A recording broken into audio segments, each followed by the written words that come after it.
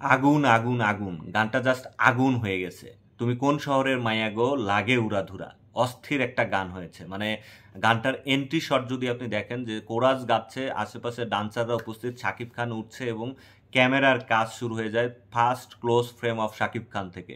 মানে শাকিব খানের এই সাইডের ফ্রেম থেকে শুরু হয়, শাকিব খান এরকম ঘুরে যখন গানটার এক্সপ্রেশন দেওয়া শুরু করে, লিরিকে লিপসিং দেওয়া শুরু করে, তখন তার ঠোঁটে যে একটা মানে মুচকি হাসি থাকে, সেই এক্সপ্রেশনটা কিন্তু জোস। এবং সেই সাথে ক্যামেরার কাজটা যদি কথা বলেন, একদম প্রথমে হচ্ছে এরকম টপ অ্যাঙ্গেল থেকে একটা ক্লোজ শট এবং ক্যামেরাটা ডাউন হয়ে যায়, দেন শাকিব খান ডাউন ফেস দেয় এবং এরপর আবার ডাউন থেকে সোজা ডান সাইডে যে শাকিব খানের এই বরাবর একটা আপ ফেস ফ্রেম হয়ে যায় এবং সেই আপ ফেসে যখন শাকিব খান ক্লোজ আপ দেয় তারপর আবার ডাউনে চলে যায়।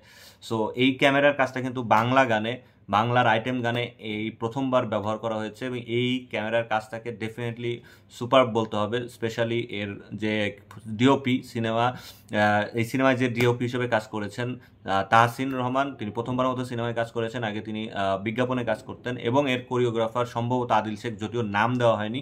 তারপর এদের কাজটা কিন্তু দুর্দান্ত হয়েছে, মানে এই ক্যামেরার অ্যাঙ্গেল মানে খুব ভালো লাগছে। এছাড়া এই গানের যে অ্যারেঞ্জমেন্ট, যিনি সেট ডিজাইন করেছেন আর কি, তিনি খুব দারুণ কাজ করেন, সেটটা খুব সুন্দর এবং এই গানটা কিন্তু খুব হিট হতে যাচ্ছে। এই যে কোরবান ঈদ, এলাকার পাড়ায় পাড়ায় যখন বক্সে গান বাজে তখন কিন্তু এই গানটা সেই জায়গা করে নিবে এবং সেখানে দেখবেন যে পাড়ার মহল্লাতে, এলাকার মোড়ে মোড়ে দেখবেন যে এই গানটার কোরাস পার্টটা সবচেয়ে বেশি বাজতেছে, তুমি কোন শহরের মাইয়া গো লাগে উড়াধুরা। সো এই গানটা ওভারঅল খুব ভালো লাগছে আমার কাছে এবং শাকিব খানের পারফরমেন্স দুর্দান্ত। শাকিব খানকে দেখে কোনোভাবেই মনে হচ্ছে না তিনি 25 বছর আজকেই পার করলেন এবং তার যে অ্যাটিটিউড, তার যে স্ক্রিন প্রেজেন্স, এটি দুর্দান্ত। সেই সাথে বলবো যে স্ক্রিন প্রেজেন্সের দিকে যদি এই গানের দ্বিতীয় কেউ থাকে অথবা অন্যতম কেউ থাকে তাহলে কিন্তু প্রীতম হাসান। প্রীতম হাসানের স্ক্রিন প্রেজেন্স দুর্দান্ত এবং এই যে প্রীতম হাসান এবং শাকিব খান, এই দুইজনের একসাথে স্ক্রিন প্রেজেন্স আসলে কল্পনাও করি নাই আমি। মানে আমি ভেবেছিলাম হয়তো আলাদা পার্ট করে শ্যুট করা হবে, কিন্তু না, দুজনে একসাথে এক সেটে একদম মাস্তি টাইপসের একটা স্ক্রিন প্রেজেন্স দিয়েছে এবং শাকিব খানকে কোনোভাবেই প্রীতম হাসানের চাইতে অনেক বেশি বড় লাগেনি। এই জায়গায় শাকিব খানের ক্যারিশমা, তার এক্সপ্রেশন, তার ফিজিক্যাল ফিটনেস সব কিছু মিলিয়ে শাকিব খান দুর্দান্ত পারফরমেন্স করেছেন।